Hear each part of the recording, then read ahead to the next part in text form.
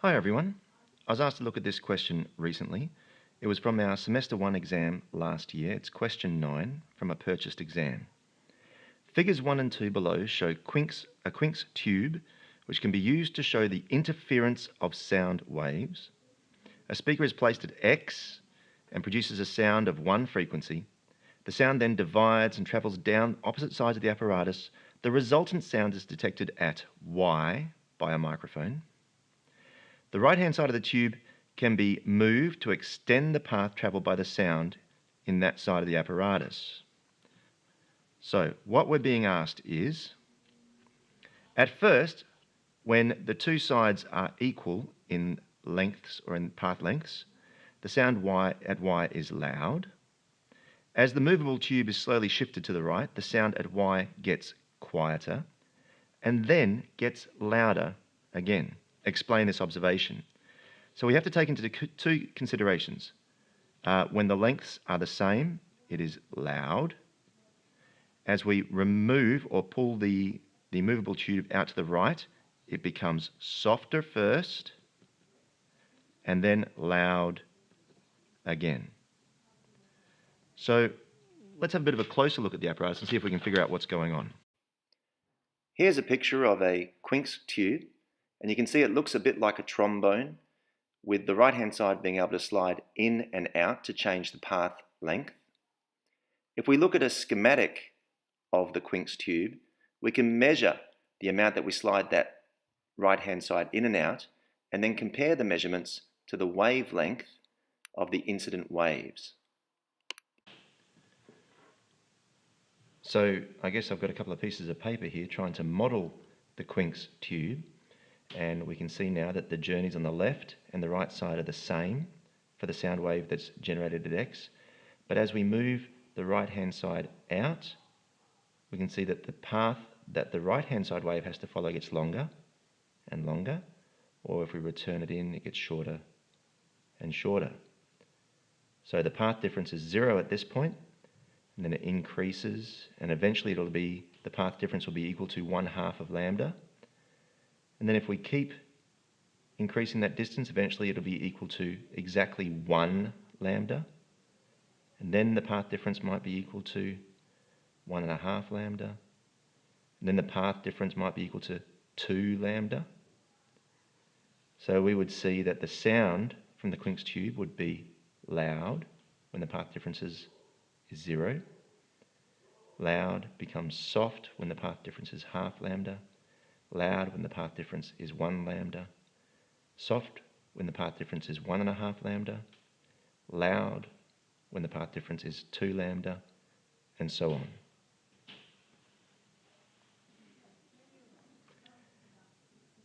As the movable tube is moved out to the right, the path that the right-hand side sound wave is travelling gets longer and longer. So there's now a path difference. Whereas previously there was no path difference, there is now a path difference. And so as each compression of sound moves down this pipe and arrives at Y, a compression of sound will also be coming down this pipe, but it won't be arriving at Y at the same time, each consecutive compression. And we'll see that those compressions arrive at different times increasingly as this length gets longer. And so because of this, there will be an increasingly destructive interference for the two sound waves at Y. And so the sound waves at Y will appear softer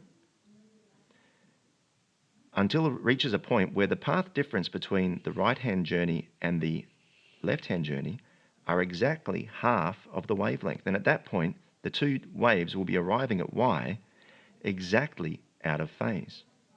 And at this point, we'll have the softest sound. Then as we continue to further pull the movable tube out to the right, and the path of the right-hand journey increases again and again, we'll see that path difference approaches a point where it is getting towards one whole wavelength as opposed to half a wavelength, and we'll see a return to constructive interference at Y. If the path difference between the right-hand journey and the left-hand journey is 0 or 1, the equivalent of 1 wavelength or the equivalent of 2 wavelengths, or the equivalent of any whole multiple of wavelengths, then we'll see constructive interference at y. If the path difference between the right-hand tube and the left-hand tube is the equivalent of some half interval of the wavelength, so it might be half a wavelength path difference, or the difference might be equivalent to 1.5 wavelengths, or 2.5 wavelengths, in that situation, we'll see destructive interference. This example is not dissimilar to one that we've done previously, like this. In this example, we see two speakers, and we could call them speaker A and speaker B, and they're releasing sound out in waves in all directions. And we see here I've drawn in these lines, that's the first compression wave moving outwards, the second, the third, and they move outwards into the space that's allowed. And if we were to try and think, well, what are we going to hear at this location right here? Well, speaker A sends a wave out there and gets there in some time, and speaker B sends a wave out there and gets there in some time. But the paths that they follow are not the same length. So the path from A to this point X, the path from A to this point X might be 8.5 meters, but the path from B to this point X is 13 meters. So there's a path difference.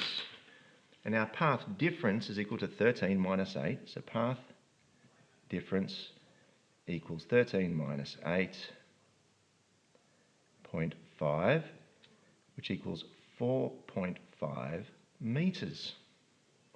Now, in this particular example, both speakers are putting out a sound which has got a wavelength equal to 1 meter. So the path difference is 4.5 meters, which is 9 halves. 9 halves, or we might say 4.5 meters. 4.5 lambdas is our path difference. So the waves are going to be arriving at this point X out of phase.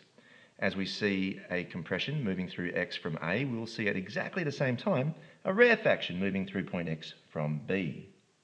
So there'll be destructive interference. If we go back to this example, instead of two speakers, we have one speaker, which sends out one sound, splits into two equivalent sounds moving along these pathways.